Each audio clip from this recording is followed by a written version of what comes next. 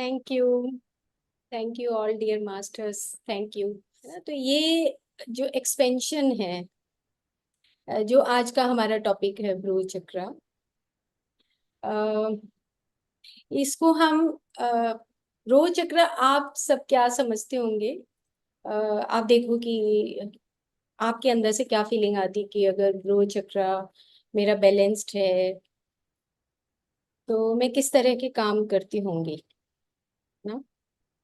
क्योंकि भ्रू चक्र हम जिसको बोलते हैं कि हम ऐसे कहें कि अंजन अंजनी माँ है ना, अंजनी पुत्र पवन सुत नामा, है ना। तो अंजनी पुत्र और पवन सुत नामा, तो इसका मतलब कि जिसका बियॉन्ड माइंड जो थर्ड आई एक्टिवेशन था और साथ में सांस कनेक्टेड था, तब किस चीज की उत्पत्ति होती है? हनुमान जी की उत्पत्ति हुई, अंजनी पुत्र पवन सुत नामा। तो कहने का मतलब ये है, अभी मैं शुरू करने से पहले, कि जो इस ज्ञान अग्नि को समझ लेता है, जो ब्रो चक्र को समझ लेता है और जो उस स्थिति में स्थिर हो जाता है, मतलब स्थिर होने का मतलब कि जैसे हम बोलते हैं सुख आसन, स्थिर आसन, जिसमें ज्यादा स्टेबिलिटी आ जाए, उसको हम स्थित प्रज्ञ भी बोलते हैं। स्थित प्रज्ञ वो होता है कि जो कुछ भी होता रहे, है ना, कुछ भी होता रहे लेकिन उस वो स्टेबल रहता है। किसी भी तरह के सरकमस्टांसेस आ जाए लेकिन उस वो स्टेबल रहेगा वो पर्सन।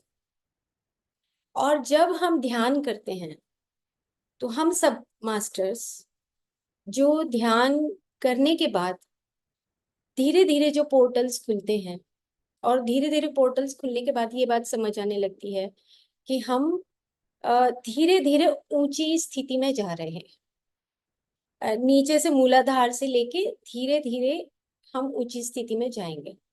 तो जैसे कि हमने हृदय चक्र के बारे में बात की थी कि हम कुछ एक्सरसाइजेज हैं जो हमने बताई, इसी तरह इसमें भी एक एक्सरसाइज है जिसके माध्यम से हम ऊंची स्थिति में जा सकते हैं। तो वो जो प्रैक्टिकल पार्ट है वो अलग रहेगा, लेकिन इसको मैंने साथ में इसलिए जोड़ा कि जब आप कोई भी प्रैक्टिस करते हैं तो हम सात चक्रा की जो प्रैक्टिस करेंगे, जब सात चक्र खत्म होंगे हमारे एक्सप्लेन होने, और प्रैक्टिकल जो एक्सपीरियंसेस हैं जो हम बताएंगे विद पेशेंट स्टडीज के साथ, तब आपको पता लगेगा कि कितना महत्व है इन चक्रास की प्रैक्टिस करना, और इन चक्रास की प्रैक्टिस के माध्यम से आप अपनी स्थिति को ऊंची कैसे लेकर जा सकते हो। और ब्रो चक्र क्यों चुना? मैं एक डायलेमा में थी कि मुझे लग रहा था कि मैं पहले मणिपुर लूं या विशुद्धि लूं। तो ऑटोमेटिकली जब हृदय चक्र की बात हो रही थी तो मैंने एक स्लाइड बनाई है उसमें कि हृदय चक्र में के बाद हमारा जितना भी 80% इंफॉर्मेशन है वो ब्रेन में जाता है। जैसी भी फीलिंग होती है हमें, वो जो फीलिंग्स हैं, वो फीलिंग्स हमारी ब्रेन उसको इंटरप्रेट करता है। और ब्रेन इंटरप्रेट नहीं करता, आपका जो ब्रो चक्र है वो हृदय चक्र के साथ कोहेरेंस डेवलप करता है या इम्बैलेंस होता है। जैसे कि आपने भी कहा अभी कि इम्बैलेंस होता है तो क्या होता है, और इम्बैलेंस होने से भी उसके क्या नुकसान है, उसकी भी हम बात करेंगे। और आज के एपिसोड में हम बेसिक जानेंगे कि क्यों मैंने कहा कि रिमेम्बरिंग ऑफ धर्मा साथ में क्यों मैंने ब्रो चक्र के साथ ऐड किया। तो ब्रो चक्र जो हमारा दो पेटल्स हैं, और दो पेटल्स और हमारी दोनों आंखें जो हम जिसको हम बोलते हैं कि ये हमारी भौतिक स्तर पे जो हम देख सकते हैं, जितनी दूरी तक देख सकते हैं बस उससे ज्यादा नहीं देख सकते, लिमिटेशन है फिजिकल आइज की। और उसके बाद जो दूसरी आंख होती है, जो मन की आंखें होती है, उसका भी एक लिमिटेशन है, वो मन के अंदर ही उलझ के रह जाता है। पहली आंख कौन सी है? हमारी भौतिक स्तर पे जो आंखें हैं, वो एक लिमिटेशन है, उससे ज्यादा वो देख नहीं सकती। अब आप देखते जाइए धीरे धीरे कि हम कितना कई बार दिमाग लगाते हैं, कितना दिमाग लगाते हैं, कितनी बुद्धि लगाते हैं, लेकिन एट लास्ट हमें ये सोचने पे मजबूर होना पड़ता है कि नहीं, बस अब बहुत हो गया, अब हमें शायद इससे ज्यादा दिमाग लगाना नहीं चाहिए। ऐसे बहुत सारी सिचुएशन हमारी जिंदगी में आती हैं। हम ये सोचते हैं कि हम पता नहीं क्या कर लेंगे अपनी बुद्धि लगा के, हम पता नहीं कहाँ से कहाँ तक पहुंच जाएंगे, लेकिन ये ब्रो चक्र है ना, ये हमें बता देता है कि ज्ञान जो है वो एक अनकॉन्शियस अनलिमिटेड फील्ड है, पोटेंशियल फील्ड है, जिसका कोई भी एक पोर्टल खुल जाएगा तो हम उस पोर्टल को तो जान पाएंगे। जैसे हमने उस दिन भी बात की थी कि जो रुडोल्फ स्टीनर हैं, एचपी बेलेविट्स्की हैं, जितने भी हमारे बुद्धा हैं, भगवान कृष्ण हैं, ये जैसे जैसे जो जो एक्सपीरियंस लेते चले गए ऊपर की तरफ, तो हमें जितनी जितनी चीजों का पता लगता जा रहा है, जैसे भगवान कृष्ण का पता लगा, बुद्धा का पता लगा, इनफाइनाइट पोर्टल्स हैं, जो चीजें अभी हमें पता भी नहीं है, इनफाइनाइट है। हम जो जो चीजें हम जान पा रहे हैं वो बहुत ही एक कण मात्र ही है, इससे बड़ा नहीं है। ये प्रिंसिपल्स हैं, ये प्रिंसिपल्स को अंडरस्टैंड करना, ये ब्रो चक्रा से अंडरस्टैंडिंग होती है। ठीक है, तो जो ब्रो चक्र है वो एक हमारी लाइफ में स्टेबिलिटी लाता है, जब हम मेडिटेशन के माध्यम से, या हम स्वाध्याय के माध्यम से, या हम किसी गुरु के साथ बैठते हैं, तब हमें पता लगता है कि हम बहुत सीमित क्षेत्र में काम करते हैं। तो हृदय चक्र के पास जो भी मैसेज आता है वो हमारे ऊपर ब्रो चक्र तक आते आते हमारे पूरे ब्रेन और मनस मनस के, जो हमारे चारों तरफ, जो हमने एस्ट्रल पार्ट बॉडी की बात की थी, एस्ट्रल बॉडी है, मेंटल बॉडी है, वाइटल बॉडी है, ये सब बॉडीज आपके साथ अभी भी हैं और हमेशा रहती हैं। बिफोर डेथ हमारे पास ये सारी बॉडीज होती हैं, बस बनिस्बत के हम इनकी प्रैक्टिस करें तब।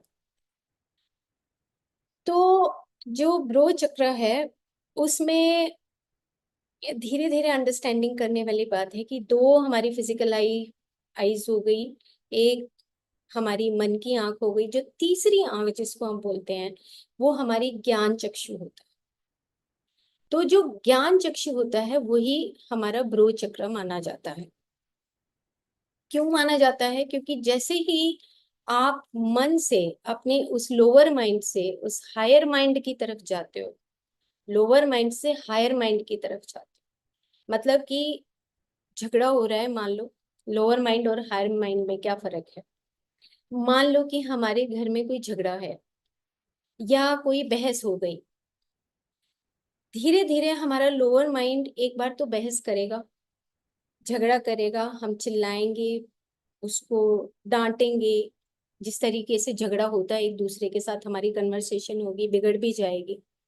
लेकिन जैसे ही ये झगड़ा होगा, उसके बाद जो हमारा लोअर माइंड है, उसके पीछे जो हमारा हायर माइंड है, ब्रो चक्र है, उसके अंदर से कुछ कुछ वॉइसेस आएंगी, और वो वॉइसेस ये कहेंगी कि मैं चुप भी रह सकता था, और मैं एक सही तरीके से जवाब भी दे सकता था, और हो सकता है कि मैं चुप भी हो जाता, और मैं इसको और भी समझदारी से इस सिचुएशन को टैकल कर सकता।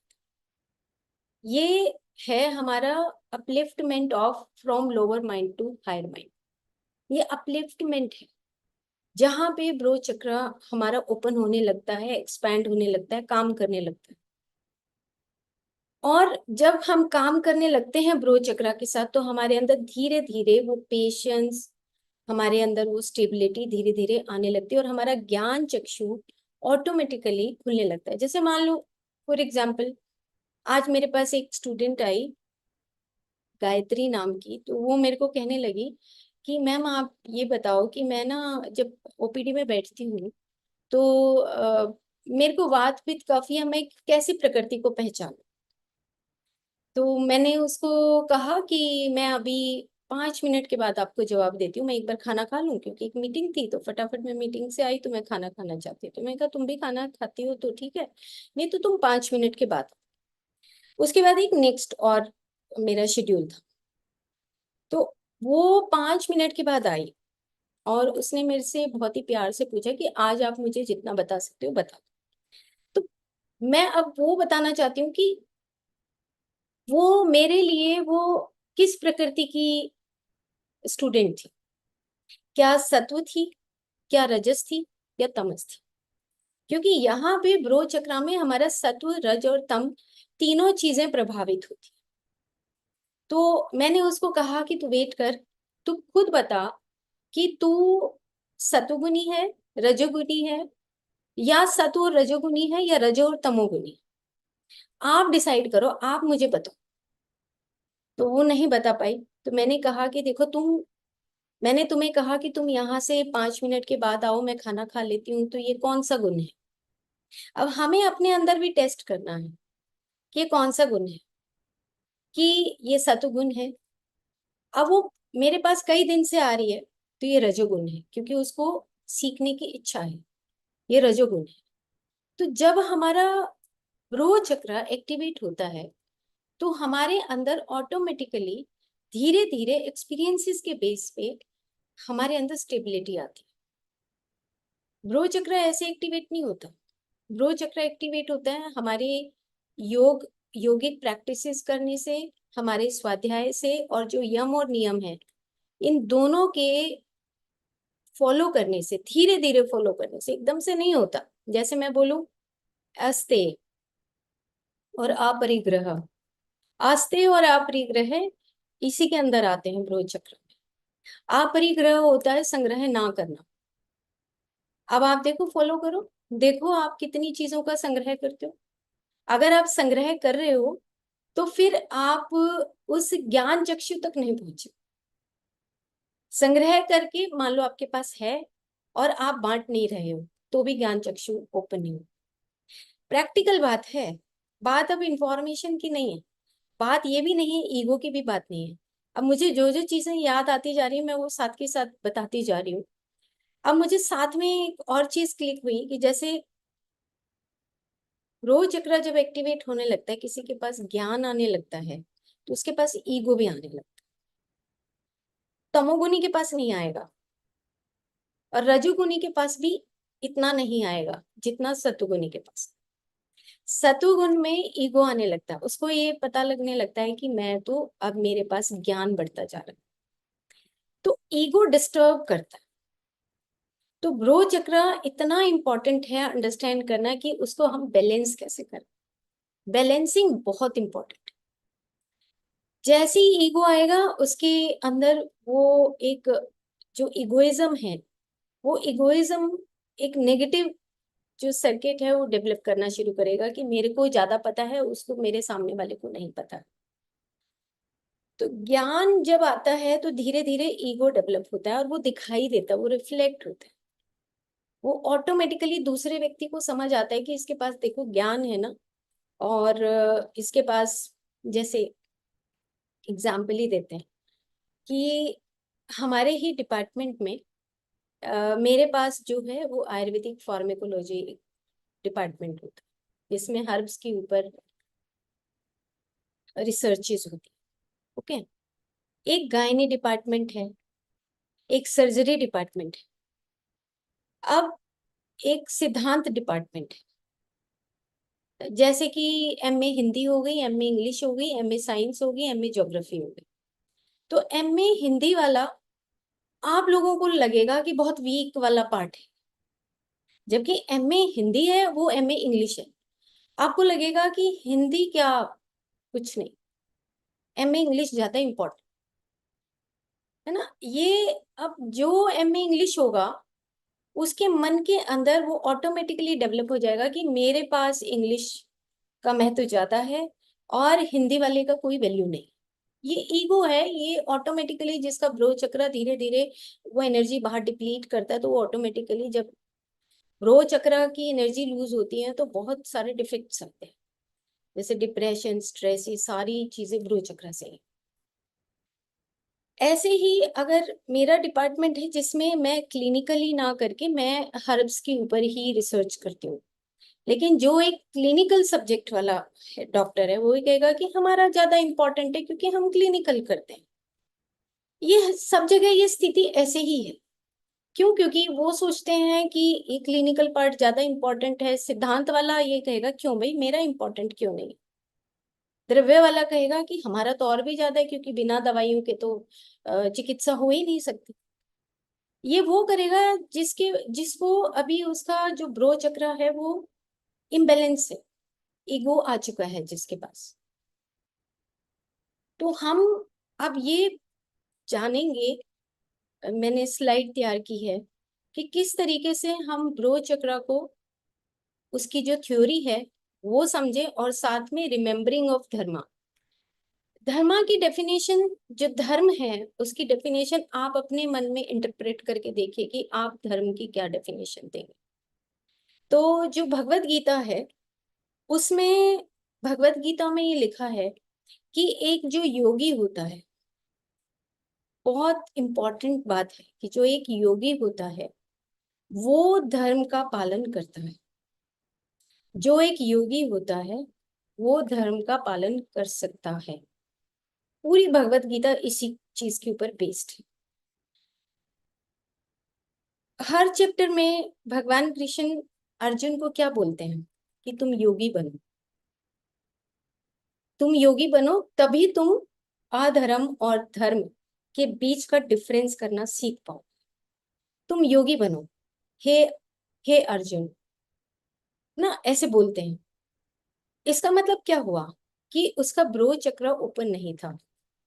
और थाउजेंड सीड्स ऑफ जॉय में अगर आप यही कहानी पढ़ेंगे तो उसमें थाउजेंड सीड्स ऑफ जॉय में आनंदा करुणेश ने बताया है कि कौरव और पांडव, कौरव जो थे वो एक मिड की स्टेज में थे, मिड मिड की स्टेज में थे, और जो पांडव थे वो अभी चाइल्डहुड, मतलब उनकी सोल ज्यादा मेच्योर नहीं हुई थी। तो जैसे जैसे हम मेच्योरिटी की तरफ जाते हैं, मेच्योरिटी का मतलब लालच ज्यादा आता है, ज्ञान बढ़ने लगता है। ज्ञान बढ़ने लगता है तो लॉजिकल माइंड ज्यादा चलने लगता है, ड्युअलिटी ज्यादा आती है। हम एक सही तरीके से डिफरेंशिएट नहीं कर पाते, उस ड्युअलिटी में फंसे रहते हैं।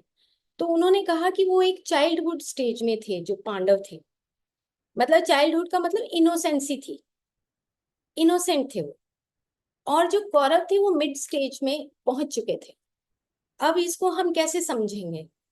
बहुत एक ऐसा सब्जेक्ट आ गया बात करते करते कि कौरव और पांडव में डिफरेंस, हमें, हम जो स्पिरिचुअल मास्टर से वो डिफरेंशिएट कर सकते हैं। एक इन्फेंट सोल, एक बेबी सोल है, एक यंग सोल है, एक मेच्योर सोल है ना। जैसे जैसे हम बड़ी ऊंची ऊंची सीढ़ी पे जाते हैं वैसे वैसे हमारे अंदर तमस से रजस गुण, जब रजस गुण बढ़ता है तो वो रजस के फील्ड में थे। तो रजस का जो फील्ड होता है, इधर से भी हथियार लेना, इधर से भी हथियार लेना, इधर से भी ले लेना, इधर से भी ले लेना। तो ये सोल जर्नी है, सोल जर्नी। पांडव और कौरवों में हम बुरा नहीं कह सकते। वो बुरा कहने का मतलब है कि सिर्फ एक डिफरेंशिएट करना कि वो अधर्म के रास्ते पे थे और वो धर्म के रास्ते पे चलना चाहता था अर्जुन के माध्यम से पांडव। ये जर्नी है। जैसे हमारे पास भी कोई कष्ट आता है तो वो अगर कष्ट आ गया तो इसका मतलब हमारी जो जर्नीज हैं वो तमस से रजस से होते हुए सत्व से होते हुए शुद्ध सात्विक में जाएंगे। जर्नीज, सोल की जर्नी है। तो सोल की जर्नी में अच्छे और बुरे की परिभाषा नहीं होती। हर किसी की लाइफ में ये जो चक्रास हैं धीरे धीरे ओपन होते हैं। अब रो चक्र ओपन था लेकिन उसका नेवल चक्र रावण का ओपन नहीं था, ईगो बहुत था। तो ये जो नेवल एरिया है वो ईगो ईगो को दर्शाता है। वो हम आगे उसको डिटेल में बात करेंगे। तो कहने का भाव ये है कि जिसके पास जो ज्ञान का पोर्टल खुलता है, जिसके पास वो ब्रो चक्र एक बैलेंसिंग नेचर में आता है, या एनर्जी को डिप्लीट करता है, एनर्जी डिप्लीट होती है। मान लो एस्ट्रली, अब हम प्रैक्टिकल बात करें, मान लो मेरे को सारी भगवत गीता याद है, मान लो, और एक भगवत गीता का सम्मेलन हो रहा है, वहां पे बहुत सारे लोग आए हुए हैं और सब अपनी अपनी भाषा में भगवत गीता को एक्सप्लेन कर रहे हैं, लेकिन मेरे अंदर वो इंटरप्रिटेशन चल रही है कि देखो शायद मैं इससे अच्छा बोल सकती हूँ। ये क्या है? तो कुछ भी नहीं है, अंदर इंटरप्रिटेशन चल रही। जब इंटरप्रिटेशन चलती है तो इसमें मेरे को ये बात समझ आ रही है कि मैं किस स्थिति में कहाँ पर हूँ, किस स्थिति में मैं अपने आप को अंदर सोच रही हूँ। एस्ट्रल बॉडी, एस्ट्रल बॉडी में मेरे चारों तरफ वो विचार आ रहे हैं, और मेरे विचार आते आते आते आते मेरा जो ब्रीदिंग प्रोसेस है, वो ब्रीदिंग प्रोसेस उसी तरीके से होगा जैसा मेरा एस्ट्रल फील्ड बन रहा है। विद इन 5-10, आधे घंटे में, 1 घंटे में मेरा वो जो फील्ड बनेगा, जब मेरी बारी आएगी स्टेज पे जाने की, तो मैं उस स्टेज पे जाके उसी पैटर्न में ही बात करूंगी भगवत गीता की। ऐसा लगेगा कि मेरे को ज्यादा आता है और दूसरे को कम आता है, या दूसरे को दूसरे तरीके से आता है, मैं शायद ज्यादा और अच्छा बता सकती हूँ। मेरी बात आप समझने की कोशिश करें, क्योंकि यहाँ पे हम ब्रो चक्र के बारे में उसकी ऐसे दूसरे तरीके से नहीं पढ़ रहे हैं, हम प्रैक्टिकल बात कर, प्रैक्टिकल बात कर। और ये जो स्थिति है, ये जो टेस्ट है, ये हमारे पास हर पल आता है। मान लो, और एक एग्जाम्पल लेते हैं घर का। मैं बहुत अच्छा हलवा बनाती हूँ, और अब हम फ्रेंड सर्कल में एक पार्टी है, और बहुत अच्छा हलवा बनाती हूँ मैं। तो अब मेरे फ्रेंड ने हलवा बनाया, उसने कहा कि चल तू और काम कर ले, मैं बना देती हूँ। अब मेरे को ये लग रहा है कि नहीं नहीं, हलवा तो मैं ही बहुत अच्छा बनाती हूँ, क्योंकि मैं तो बहुत अच्छा बनाती हूँ, बहुत अच्छा बनाती हूँ। ये क्या है? ब्रो चक्र चल रहा है, ईगो साथ में, एस्ट्रल बॉडी में, सब वो थॉट्स, थॉट प्रोसेस, सब फीलिंग्स तैयार हो रही है। अब उसने बना के जब सबको रखा, परोसा, तो बात आई कि अरे तेरे जैसा तो नहीं है, एक फ्रेंड बोलेगी, एक कहेगी नहीं नहीं, अच्छा है, ठीक है। लेकिन अंदर मेरी एस्ट्रल बॉडी के अंदर क्या फ्रेम हो रहा है? मेरी एस्ट्रल बॉडी में और मेरी वाइटल बॉडी में फ्रेमिंग हो रही है कि मैं अच्छा हलवा बना सकती थी, जब मैं बनाती तो और अच्छा होता, मेरी बड़ाई होती। तो रोज चक्रा क्या करते हैं, जब आपके पास ज्ञान आता है, आप हलवे की परफेक्शन में हो, या आपको कोई किताब की परफेक्शन है, तो आपके पास ऑटोमेटिकली आपके चारों तरफ वो फील्ड तैयार होने लगता है, और ईगो डेवलप होता है। ज्ञान, ज्ञान जैसे जैसे आएगा आपके पास ईगो आएगा, ये टेस्टिंग टाइम होता है जिसके पास ज्ञान आने लगता है। तो हम ब्रो चक्रा को अंडरस्टैंड करेंगे वन बाय वन, पिक्चर्स के माध्यम से, कि हम किस प्रकार से पूरी ब्रेन के पास और चारों तरफ जो हमारा मेंटल फील्ड है, क्योंकि ब्रो चक्रा में मेंटल फील्ड भी इन्वॉल्व हो जाता है वाइटल बॉडी के साथ। रीजन कि हमने जो पीछे हृदय चक्र की बात की थी, तो हृदय चक्र में ये बात की थी कि जो मन है, जो सोल है, जो आत्मा है, और जो इंद्रियां हैं, ये इसका स्थान कहाँ है? हृदय है। लेकिन मन का जो कार्य क्षेत्र है वो कहाँ है? वो हमारा ब्रेन है, मस्तिष्क है। तो मन का जो स्थान है, जो जहाँ पे वो रेस्ट करता है, वो हृदय है। लेकिन मन का जो कार्य क्षेत्र है, जो इंद्रियों के साथ मिलके जो काम करता है, वो हमारा ब्रेन है। और ब्रेन का मतलब हमारे दो चक्रास यहाँ पे आते हैं, हमारा रो चक्र आता है और हमारा सहस्रार आता है। मैं आपको एक और हमारे ही यहीं से किसी ने मेरे को फोन किया कि मेरा बेटा है, हमारी कोई मास्टर है यहाँ पे, मेडिटेशन में इन्वॉल्व होती हैं, शायद ज्ञान भारत में ही है। और मेरे पास मैसेज आया उनका कि मेरे बेटे का ये जो ईयर है, यहाँ पे ना एक उसको गांठ बन गई थी, और उसका डॉक्टर्स ने कहा कि इसको यहाँ से आप जो है निकलवा लीजिए सर्जरी करके, और ये ठीक हो जाए। लेकिन जैसे जैसे वो सर्जरी करी, उसके बाद वो बढ़ गई। तीसरी बार सर्जरी करी तो और ज्यादा बड़ी हो गई। तो ये लोब्यूल जो होता है, इसको भी मैं साथ में इसलिए ऐड कर रही हूँ, फिर याद रहेगा नहीं रहेगा। तो ये जो लोब्यूल है, ये नीचे वाला, ये सहस्र चक्र, सहस्रार को दिखाता है, ये नीचे का जो लोब्यूल होता है। इसीलिए यहाँ पे हम, ये हमारा करण वेद संस्कार होता था।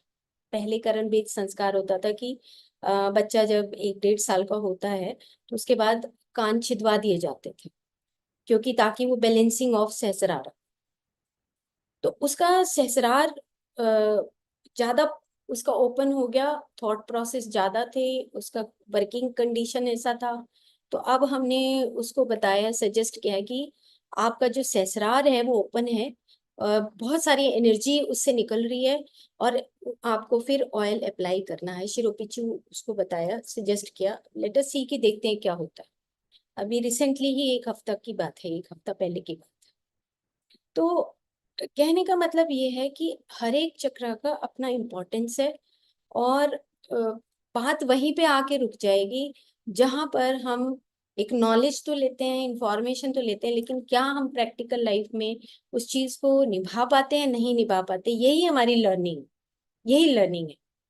और ये लर्निंग इतनी जरूरी है क्योंकि ग्रो चक्र, मतलब आप समझिए कि हमारा पूरा ब्रेन इसमें इन्वॉल्व होता है, और फिर हमारा सहस्रार चक्र है जिसमें हमारे higher centres of brain involve होते हैं। ओके, तो हम अब स्लाइड के माध्यम से चलते हैं, 1 बाय 1, ताकि हम आराम आराम से इसको समझ सकें। तो आप देख रहे हैं इस पे कि जो दोनों आंखों के बीच में हमारा जो भौतिक आंखें होती हैं और मन की जो आंखें होती हैं, तीसरी आंख को ब्रो चक्र का ही हिस्सा माना जाता है।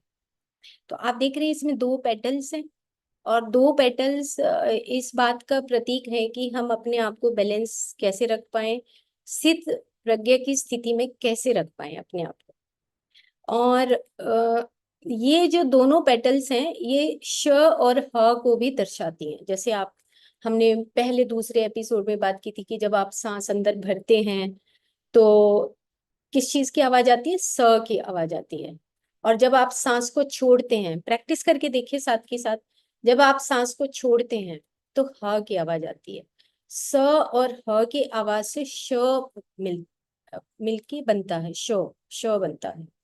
तो इसी को हम केवल कुंभक भी बोलते हैं। केवल कुंभक का मतलब, जब आप इस स्थिति में, स्थित प्रज्ञ की स्थिति में आ जाते हैं, तो आप केवल कुंभक की स्थिति में आ जाते हैं। केवल कुंभक का मतलब है कि आप बहुत ही बैलेंसिंग वे से सांसों को ऑटोमेटिकली लेते रहेंगे, ना आपकी सांस तेज होगी ना धीरे होगी, केवल कुंभक की स्थिति में ही आप रहने लग जाएंगे। जो ऋषि मुनि हैं, वो सिर्फ केवल कुंभक की स्थिति में ही रहते थे, क्योंकि उनका जो स्थित प्रज्ञ की स्थिति थी, वो जो थर्ड आई है, उसी में वो स्थित रहते थे। उससे नीचे की तरफ उनकी ट्रेवलिंग नहीं होती थी। और यही हमारा भी एक टेस्ट है कि क्या हम अपनी, अपने आप को उस स्थिति में रख पाते हैं या नहीं रख पाते। और ये एक ऐसा ब्रिज है जहां से आप हायर कॉन्शियसनेस, या जो हम सोल एंड स्पिरिट का जो भेद है, वो यहीं से शुरू होता है। ये सोल है, और जो स्पिरिट है वो ऊपर की तरफ। तो उसको हम आगे चर्चा करेंगे, ठीक है।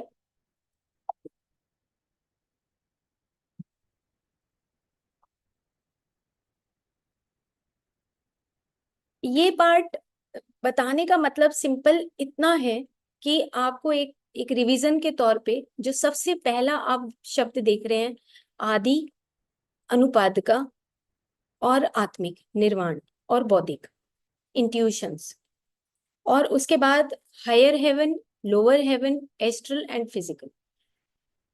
आदि का मतलब क्या है?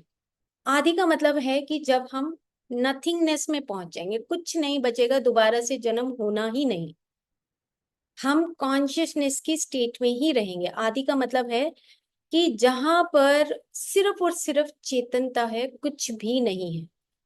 ये नीचे डाउनवर्ड जाने की भी जर्नी है और ऊपर आने की भी जर्नी है, आदि। और उसके बाद अनुपादका। अनुपादका वो होता है जहां पर हम दो दो हिस्सों में डिवाइड होते हैं। जब हम वापस जाते हैं मृत्यु के बाद, जब हम वापस जाते हैं तो दो पार्ट, जहां पे जैसे अब एग्जाम्पल के तौर पे ये बियॉन्ड टाइम एंड स्पेस की स्थिति है अनुपात का। बियॉन्ड टाइम और स्पेस का मतलब है कि ना यहाँ पे समय और ना ही यहाँ पर स्पेस, मतलब कि आपका भौतिक स्तर का कोई लिमिटेशन नहीं है, आदि और अनुपात का में दो जगह पे। जैसे कि पुरुष और प्रकृति बोलते हैं, राधा या कृष्ण आप इसको कह सकते हैं, कि जहां पे बियॉन्ड टाइम की बात है। आदि और अनुपात का दो स्थितियां ऐसी हैं जहां पे फिर सिल्वर और गोल्डन कोड खत्म हो जाती है, ना सिल्वर कोड रहती है ना फिर गोल्डन कोड, खत्म हो जाती है। उससे नीचे जो निर्वाण की स्थिति है, आत्मिक, जो आत्मिक है और जो नीचे बौद्धिक है, बौद्धिक आएगा हमारा ब्रो में, और जो आत्मिक आएगा वो हमारा आएगा सहस्रा। बौद्धिक का मतलब यह है कि जो आपका ज्ञान चक्षु है वो आपका खुलने लगता है।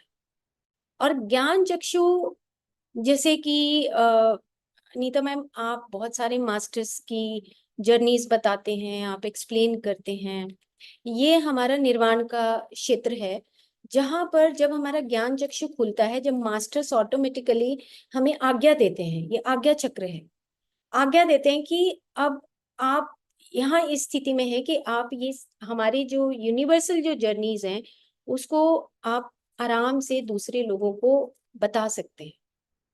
तो ये हमारा निर्वाणिक पार्ट है, आत्मिक पार्ट है, जो हमारा ब्रो चक्र है, उससे ऊपर सहस्रार है, ये बौद्धिक पार्ट है। सॉरी, बौद्धिक में इंट्यूशंस आती हैं, जिसको कि हम बहुत आगे जब जाएंगे, इसको थोड़ा थोड़ा समझेंगे, तब हम जाके चैनलिंग को समझ पाएंगे। चैनलिंग इतना आसान नहीं है, हम बोलते हैं चैनल हो रहा है, नहीं ऐसे नहीं होता। चैनलिंग के लिए बहुत बड़ा प्रोसेस चाहिए होता है। तो जो इंट्यूशंस हैं, इंट्यूशंस के बाद जो अगर आपका मन खाली है, इसीलिए माइंडफुलनेस से ज्यादा बेटर ये है कि एम्प्टीनेस ना, thought free state. Thought free state क्यों है? क्योंकि डायरेक्ट आपका इंट्यूशन से आपकी नीचे जो प्राणमय शरीर है उसके साथ उसकी कनेक्टिविटी बनेगी, अगर आपका मन स्थिर है, मन में थॉट फ्री स्टेट है। इसीलिए मेडिटेशन बहुत इंपॉर्टेंट है। बार बार जब हम ब्रेथ की बात करते हैं, ब्रीद इन ब्रीद आउट, हम अवेयरनेस की बात करते हैं, ऑब्जर्वेशंस की बात करते हैं, तो ये बौद्धिक स्टेट है जहां पे हमारी इंट्यूशंस तभी आती हैं जब हम न्यूट्रल स्टेट में रहते हैं। अदरवाइज इंट्यूशंस आने का मतलब ही नहीं है। इंट्यूशंस आएंगी वो एकदम से हमारे ऊपर, वो ईगो उसको कवर कर लेगा। इंट्यूशंस आएंगे लेकिन ईगो फिर से कवर कर लेगा। इंट्यूशन आई, हमें ऐसे करने, एकदम से ईगो आ जाएगा। जो हमारी ईगो का जो पार्ट है वो एकदम से कवर करते हैं, क्योंकि हम बार बार बार बार मन के अंदर जाते हैं, मन और साथ में नीचे जो एस्ट्रल बॉडी है। क्यों? रीजन क्या है कि जो जर्नीज है हमारी, जब तमस और रजस में जब हम आते हैं तो हमारा एनिमल वाला जो बिहेवियर है, जो हमारा लिम्बिक ब्रेन है, उसका असर ज्यादा होता है ना। जैसे आप देखो कि एग्जाम्पल के तौर पे कुछ कुछ जो फीमेल्स होती हैं, वो ऐसे बॉडी बिल्ड होती हैं उनकी, बड़ी, उनको लगता है कि भाई पास्ट लाइफ में वो मेल रहे होंगे पक्का, तो इस लाइफ में उनको एक फीमेल बॉडी मिली है। तो फीमेल बॉडी के तरीके से वो कुछ लड़कियां हैं जो सिर्फ पैंट शर्ट डालती हैं, है ना, वो सूट नहीं डालती। कॉलेज में भी आपने देखा होगा अपनी फ्रेंड सर्कल में, कुछ हैं जो सिर्फ पैंट शर्ट डालती हैं, बाल कटे हुए होते हैं, लेकिन कुछ हैं जो बड़ी सजती हैं, है। तो अब ये हमें उसकी पास्ट लाइफ का पता लग रहा है कि वो पास्ट लाइफ में किस तरह का, कहाँ से आई होंगी, क्यों उसने एक फीमेल बॉडी को चुना, है ना। किसी किसी की आवाज इतनी मोटी होती है, और किसी किसी का जो बिहेवियर है वो पास्ट लाइफ को लेके वो उसके स्वरूप में आ जाता है, कि अगर वो मेल रहे हैं तो मेल जैसा बिहेवियर होता है। तो कहने का मतलब ये है कि ये सारा हमारा फिजिकल, वाइटल, एस्ट्रल और मेंटल पार्ट है। लेकिन जैसे जैसे हमारे पास फीमेल बॉडी होती है, मेल बॉडी होती है, उसके बाद फिर हम उससे हायर स्टेट में जाते हैं, बॉडी फिर कोई भी। तो हमारी लर्निंग छोटी नहीं है, हमें हार नहीं माननी चाहिए। हम बहुत जल्दी हार मान जाते हैं, थक जाते हैं, भाई अब तो हमारे बस की नहीं है, घर छोड़ के भी कहाँ जाएंगे। घर छोड़ के जाना भी कोई इलाज नहीं है, वो हमारी लर्निंग है इस घर की, तो हमें इस घर से ही सीखना है, और इसी घर से सीख के हम इवॉल्व हो सकते हैं, कोई और तरीका नहीं है हमारे पास। ठीक है, तो ये हमारा जो आदि अनुपाद का आत्मिक, बौद्धिक, और फिर higher and lower and astral and physical, ये स्टेजेस हैं हमारे। इसी तरीके से हमारी जो, हमने पिछली बार जब शायद डिस्कस हम कर रहे थे सोलर फैमिली, इसी तरीके से सोलर फैमिली भी डेवलप होती है। सोलर फैमिली का मतलब जो हमारे अब 9 जो हमारे हिस्सा है, जैसे चंद्रमा है, सूर्य है, मंगल ग्रह है, आगे मैं दिखाऊंगी, स्लाइड एक लगाई है बहुत, क्योंकि बहुत हैवी हैवी चीजें हैं तो एकदम से नहीं समझ आएंगे। तो ये इस तरीके से हम धीरे धीरे इवॉल्व होते हैं। कुछ कुछ हमारी लाइफ जर्नीज हैं जिसमें हम इवॉल्व होते हैं, और इवॉल्व होने के बाद धीरे धीरे फिर हम आगे स्टार बीइंग्स और एलियंस और इन सब में हमारा ऑटोमेटिकली जो हमारे लंग्स हैं वो ऑटोमेटिकली हमारे विंग्स में कन्वर्ट हो जाएंगे, ऊपर जो लाइट बीइंग्स का। तो ये एक बहुत लंबी जर्नी 3 डबल में बहुत डिटेल में इसमें बताया गया। ठीक है, हम आगे चलते हैं। ये एक स्लाइड है, ये स्लाइड में आप देखेंगे churning the ocean of life. ये हमारा ब्रो चक्रा, ब्रेन को अगर हम उल्टा कर दें तो आप देखो कि अगर हमारा ब्रेन यहाँ से निकाल के और इसके नीचे का हिस्सा अगर हम देखें, तो आप देख रहे हैं कि जो इसने बोला है कि रियल हार्ट और हंसा, हंसा वर्ड पत्री जी ने भी बहुत यूज किया। हंसा पकड़ो, अहिंसा और हंसा, इसका मतलब ये है कि जो हमारा ब्रेथ है वो यहाँ से, आप देख रहे हैं फ्रंट पार्ट लिखा है, मैं कर्सर लगाती हूँ, ये फ्रंट है ना। तो यहाँ से जैसे ही हमने सांस लिया, ये यहाँ से गया, तो ये हमारा यहाँ से जाएगा। ये आपको 2 लोब्यूल से दिख रहे हैं, ये ब्रो चक्रा की सारी बात हो रही है। और बीच में लिखा है यहाँ पर कि जो पिट्यूटरी है, pituitary and real heart, Hansa, crown of Hastina. अब एक बात है, हस्तिनापुर आपने सुना होगा, हस्तिना, क्राउन ऑफ हस्तिना। और जब हम बोलते हैं इंद्रियां और हमारा मन और हमारी बैलेंसिंग, ये क्राउन ऑफ हस्तिना का मतलब है कि आप कितने बैलेंस रह कर अपने डिसीजंस लेते हो। पिट्यूटरी ग्लैंड, अगर आपको गुस्सा आता है, एंजाइटी रहती है, तो आपके पिट्यूटरी ग्लैंड के साथ आपका हार्ट कनेक्ट होगा, और हाई ब्लड प्रेशर होना, एंजाइटी होना, डिफरेंट टाइप के ऑफ हार्मोन्स निकलना, ये सारा हमारा ब्रो चक्रा से रिलेटेड है। तो इम्बैलेंस होना इस ये शो करेगा कि हमारा जो रियल हार्ट है, हंसा है, जो क्राउन ऑफ हस्तिना है, ये हमारा बैलेंसिंग नहीं है।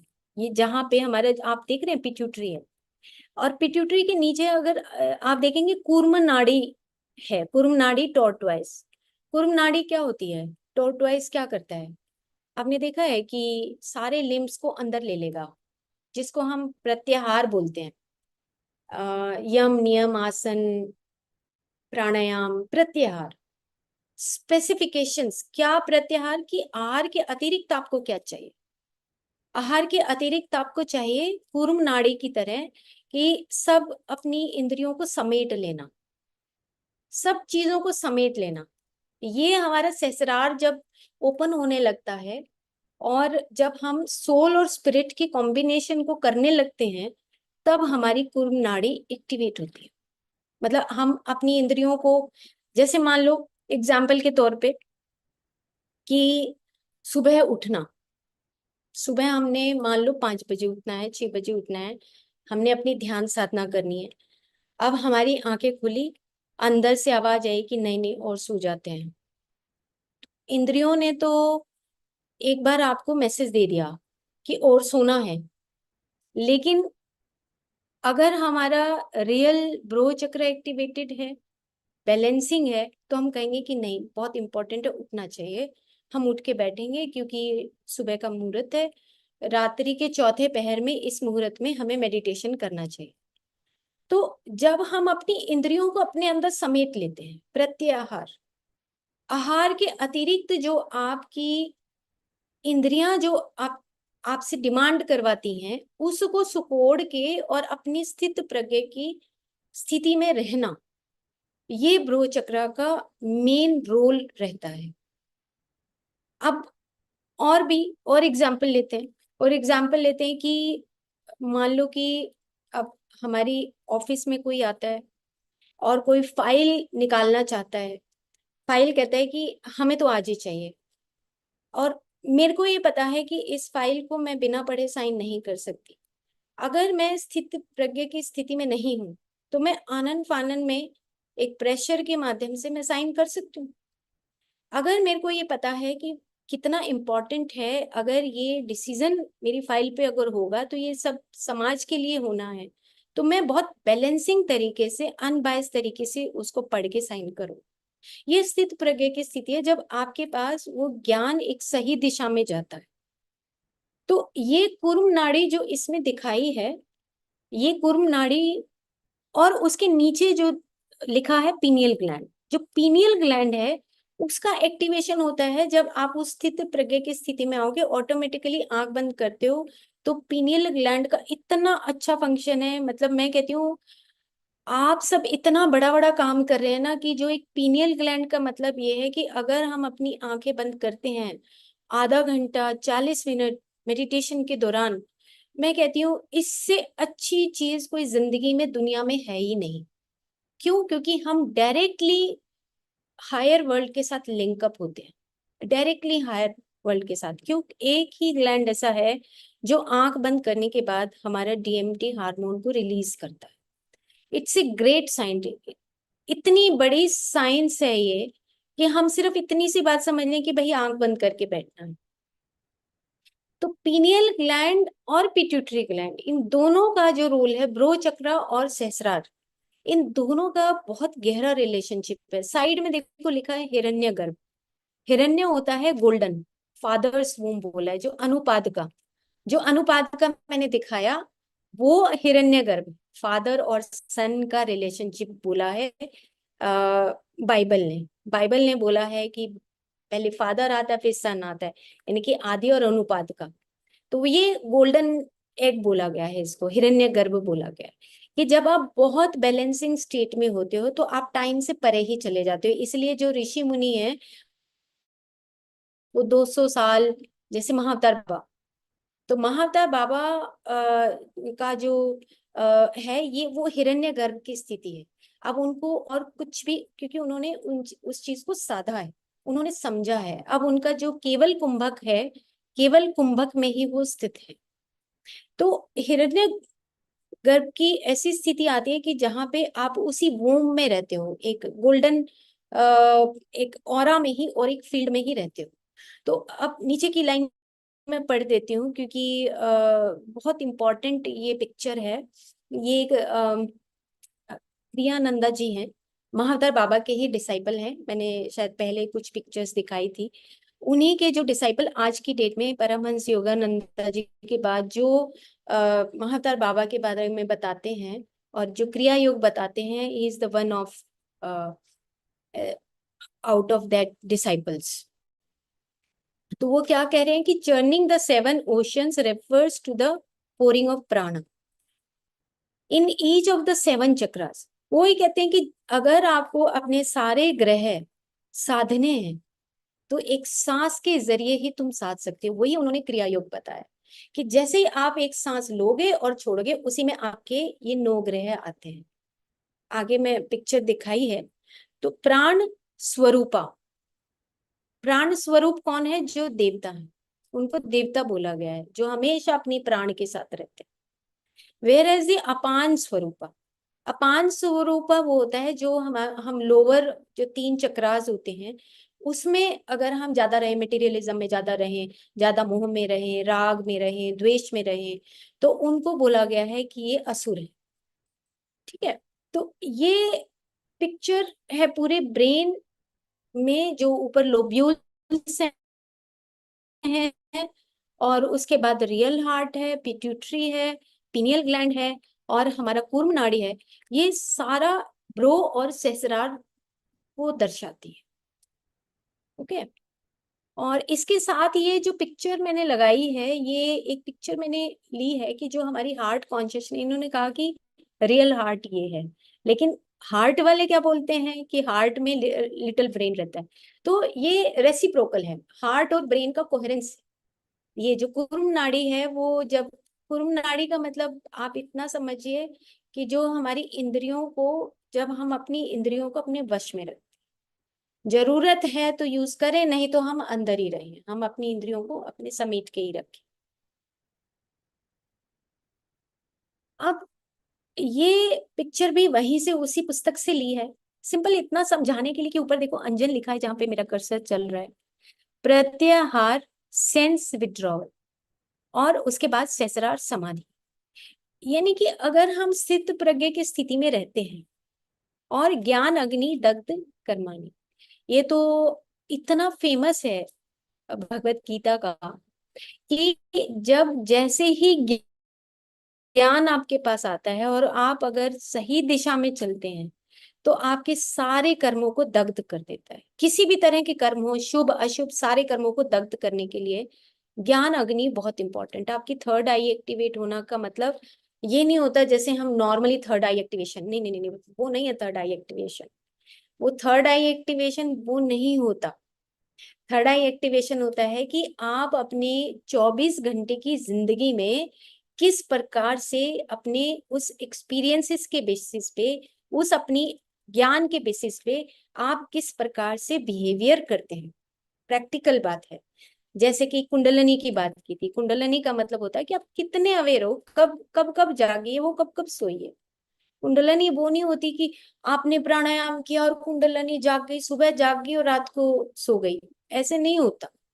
ऐसे ही ये ज्ञान अग्नि भी ऐसे नहीं होती। तीसरी आंख का मतलब हमने उसको हम बहुत मोटी भाषा में लेते हैं, मोटी भाषा में थर्ड आई का मीनिंग बिल्कुल खत्म हो जाता है, वो इंटरप्रिटेशंस बहुत गलत है। जिससे लोग फोन करते हैं मुझे कि मेरी थर्ड आई एक्टिवेट नहीं हो रही। मैं कहती हूँ बाबा आप सिर्फ मेडिटेशन करो, कुछ मत करो, कोई थर्ड आई एक्टिवेशन की जरूरत नहीं है। ऑटोमेटिकली आप अपने आप, आपकी सोल एक्सपेंड करेगी। नो थर्ड आई, कोई थर्ड आई का जिक्र ही नहीं करना। अपने आप ज्ञान होता है, ये स्वतः आता है, स्वतः उत्पन्न होता है, इसको स्वतः भी बोलते हैं। जो ब्रो चक्र है वो स्वतः उत्पन्न होता है, ऐसे नहीं होता। ठीक है, हम और आगे चलते हैं थोड़ा सा। ये मैंने आपको बता ही दिया कि हार्ट ब्रेन कोहेरेंस है, और किस प्रकार से थैलेमस, इससे अगली पिक्चर दिखाऊं तो ज्यादा आपको समझ आएगा। हमारी जो वेव्स हैं, ब्रेन की जो वेव्स हैं, ये पीछे जो पिक्चर आप साइड में, एक छोटा सा जो पिक्चर है, हमारे चारों तरफ जो बायोफील्ड है, ये जो बायोफील्ड है जिसको हम एस्ट्रल बॉडी, वाइटल बॉडी, आप देखो, मतलब अंदर नहीं है हमारे थॉट बाहर बिखरे हुए हैं, जिसको हम एस्ट्रल बॉडी बोलते हैं। दिखाई नहीं देती है, फिजिकल आई से नहीं दिखाई देती, बट हमें वो अपने आप, अपने अंदर हमारी इंटरप्रिटेशन हमें समझ आ रही होती है कि हम किस तरह के व्यक्ति हैं। 1 घंटा 2 घंटे हम किस तरह के व्यक्ति बनते हैं, वो हमें समझ आ रही होती।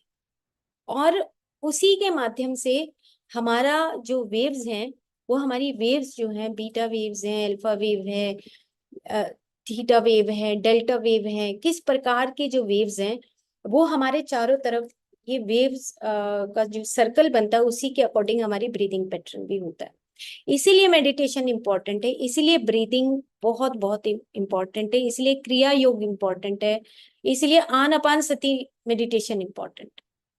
जैसे जैसे हम आनापानसति करते हैं, क्रिया योग करते हैं, ऑटोमेटिकली हमारा वो जो वाइटल बॉडी मेडिसिन जिसकी हम बात कर रहे हैं, चक्रा मेडिसिन की, ऑटोमेटिकली वो जो पैटर्न्स बनते हैं हमारे चारों तरफ, जो एक हम अपना जाल खुद ही बुनते हैं, जैसे मकड़ी अपना जाल बुनती है, ऐसे हम भी रात भर ड्रीमिंग में अपना जाल बुनते हैं, दिन भर हम अपने उस थॉट प्रोसेस से अपना जाल बुनते हैं, और उसी से हमारी बॉडी जो है फॉर्मुलेट होती रहती है। तो अब इसमें मैंने एक पिक्चर ली है कि एंजाइटी के अंदर अगर वो पर्सन है तो उसकी हाई बीटा वेव और लिटिल अल्फा और थीटा एंड डेल्टा वेव है। और गामा वेव यह एक जीडीवी कैमरा है, उसके जरिए हम ये निकालते हैं। बायोफील्ड के जरिए भी कुछ कुछ एचआरवी जो सॉफ्टवेयर्स हैं, आजकल ऐसे इतने अच्छे सॉफ्टवेयर आ गए हैं कि आप अपने लैपटॉप में इंस्टॉल कर लो और आप अपने हाथ पे लगाओ और आप देख सकते हो कि आपकी कौन सी वेव्स चल रही है। तो गामा वेव आप देख रहे हैं, ऊपर सबसे ऊपर है gamma wave. Gamma wave, gamma wave कैसे उत्पन्न होती है? गामा वेव, अगर आपका ब्रो और आपका सहस्रार अगर बैलेंस है, तो मैं फिर से एक बार पीछे जा रही हूँ, ये देखो आप, ये थैलेमस है, ये थैलेमस है जो रेड कलर का डॉट है तो ये मिड ब्रेन, लेकिन आप देख रहे हो ऊपर की तरफ थिंकिंग ब्रेन कॉर्टेक्स की तरफ एरोस बनाए हैं। तो इसमें लिखा है कि सिंक्रोनाइजेस कॉर्टिकल एक्टिविटी। अगर मेरा लिम्बिक ब्रेन और हायर ब्रेन दोनों एक ही बात करें, तब गामा वेव उत्पन्न होती है। आसान भाषा में कि गामा वेव तब उत्पन्न होती है, आपका मिड ब्रेन भी वही कह रहा है और हाई ब्रेन भी वही कह रहा है, और लोअर ब्रेन में जो सेंटर्स है वो अपना काम उसी के अकॉर्डिंग कर रहे हैं, तब गामा वेव उत्पन्न होती है। तो अब जितने भी हमारे जो ऋषि मुनि हैं, जो मोंक हैं, मोंक के ऊपर जब स्टडी हुई कि भी गामा वेव का मतलब होता है कि इतनी अलर्टनेस होती है, इतनी अलर्टनेस होती है कि 200 से 1000 हर्ट्ज तक गामा वेव्स चली जाती है। इतनी अलर्टनेस होती है, जैसे एग्जाम्पल के तौर पे जो हमारे ऋषि मुनि हैं, वो गामा वेव्स ही में रहते थे, तो उनको ये पता होता था कि मेरे रूम में कोई मास्टर भी, इनविजिबल मास्टर प्रेजेंट है, ये गामा वेव है। मतलब कि उनको ये पता था कि जैसे परमहंस योगानंद जी की जब हम बायोग्राफी पढ़ते हैं, तो वो ये बता देते थे कि वहां से वो कोई व्यक्ति आ रहा है। उनके यहाँ पे पहुंचने से पहले ही उस स्टोरी में उन्होंने बताया कि मुझे पता था कि वो वहां से चल के मेरे पास आए। ये गामा वेव है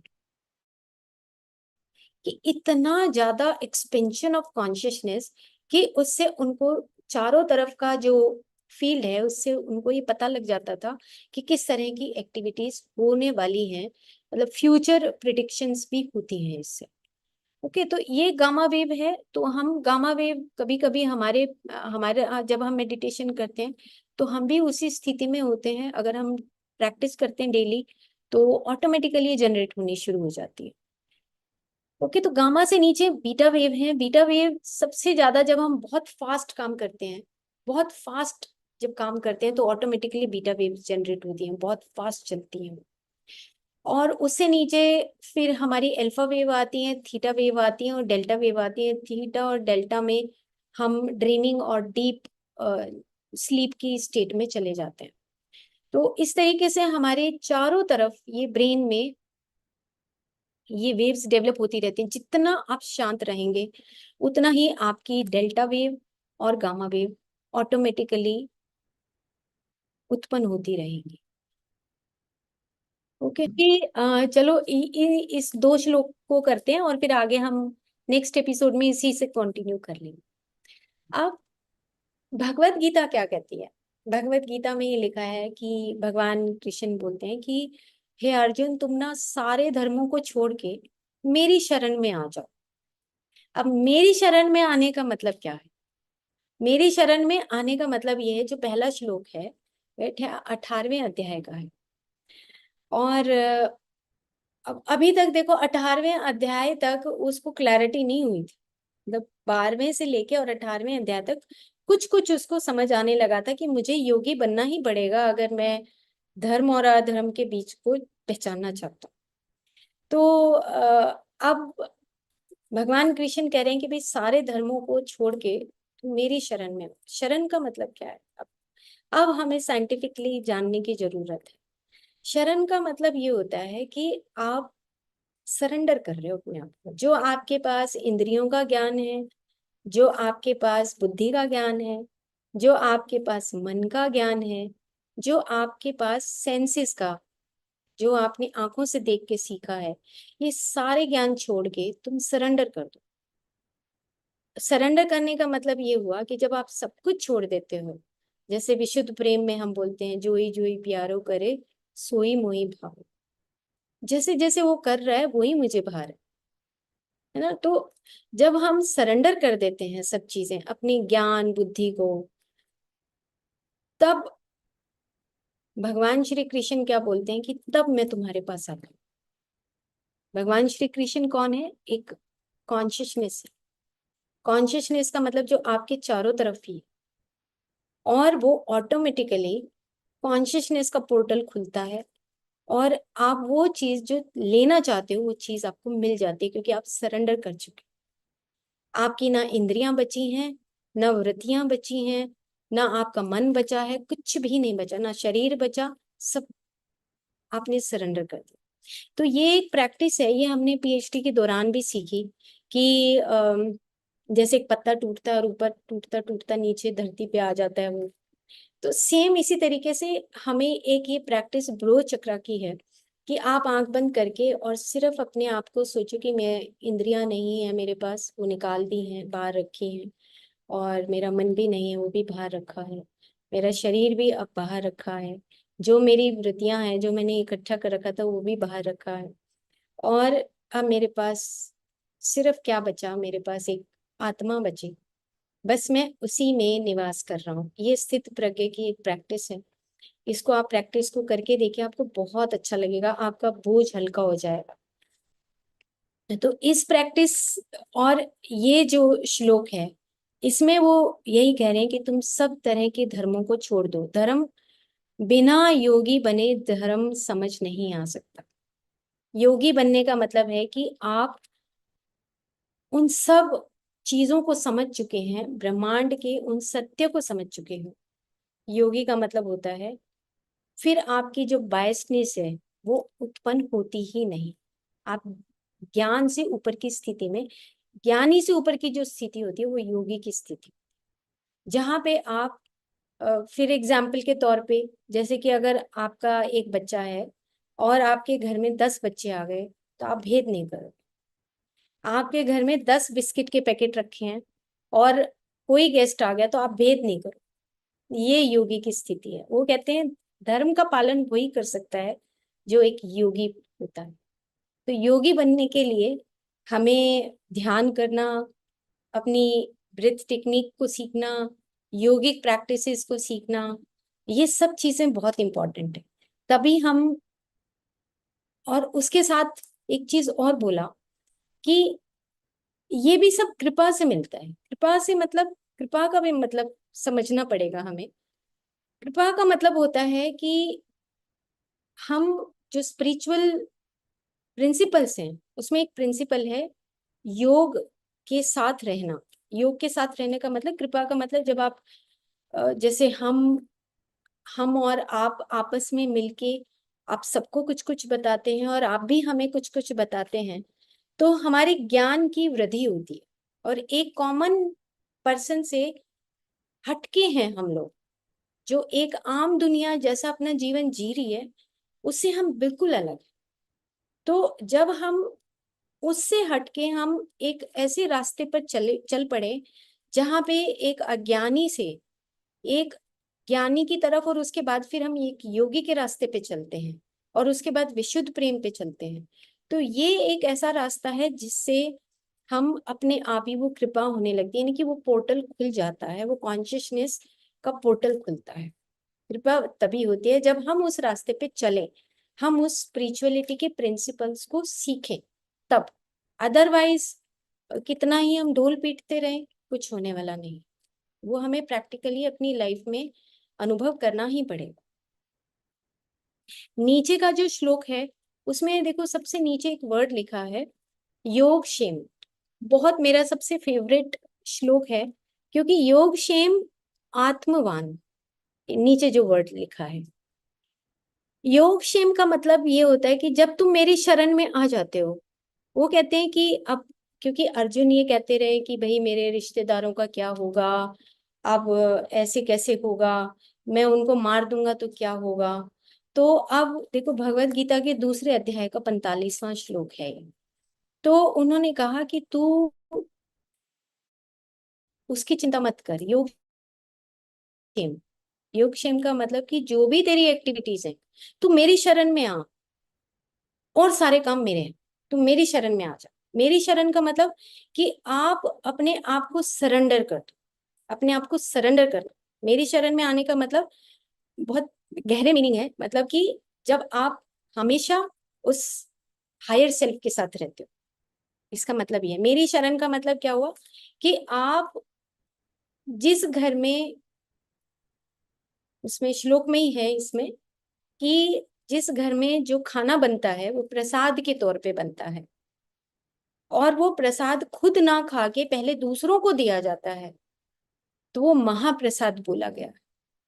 कि मतलब आप उनके अंदर उस भगवान को देख रहे हो, मतलब कि आप भगवान के रूप में उनको ट्रीट कर रहे हो, वो महाप्रसाद होता है। हम मंदिर में जाते हैं, देखो, मंदिर में जाके हम प्रसाद बांटते हैं, देखो ये प्रसाद बांट दिया, ये भगवान के चरणों में भोग लगाया और उसके बाद हमने बांट दिया। उसको क्यों बोलते हैं हम प्रसाद या महाप्रसाद क्यों बोलते हैं?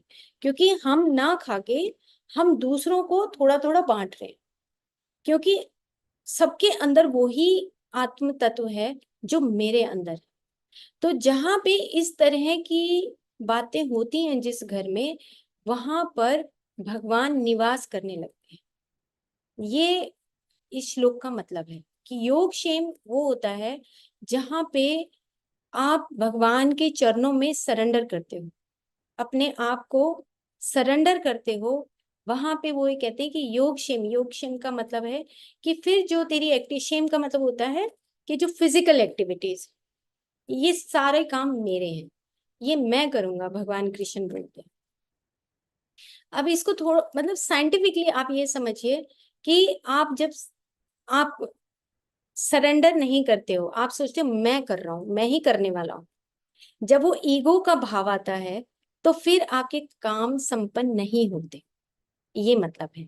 वो ये कहते हैं मेरे को तो अभी सफाई भी करना है, मेरे को ये काम भी करना है, ये काम भी करना है ना? तो हम सारे कामों का जिम्मा अपने ऊपर ले लेते हैं, और जो रियल वर्क है हमारा, जो एक तपस्वी बनने का, वो हम छोड़ देते हैं। तो वो कहते हैं ना कि तपस्वी जो है रात भर जागते हैं ना। तो रात भर जागने का मतलब है कि रात को वो अपना अ, तपस्या करते हैं, और दिन भर वो अपना स्वाध्याय करते हैं।